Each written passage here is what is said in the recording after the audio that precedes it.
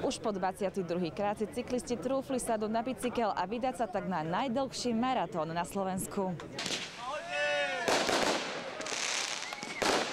Z Bratislavy už tradične amatérsky cyklisti odštartovali už o 4:30 ráno. Medzi 240 nadšencami nechýbalo ani 9 žien. Je najvyšší čas dokázať aj tým chlapom, že nie je to iba vyslovene mužská doména. Když jsem tady byla 2010, tak jsme myslím byli 4 jenom.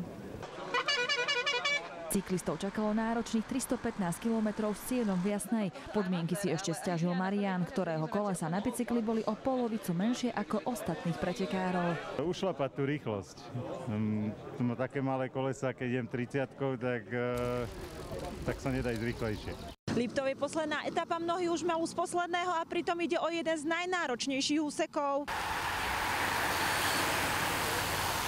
Pri takejto svižnej jazde niekedy aj 70 km za hodinu si ani nestihli vychutnať pohľad na majestátne Tatry.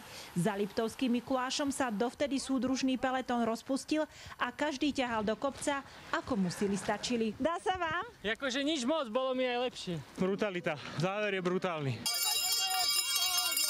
A toto je cyklista, ktorý prišiel do cieľa ako prvý. Sa vydarilo proste, no. Hlavne veľa tréningu bolo v tom. A výdrže hore tým strašidelným kopcom. Aké to je pre ženu?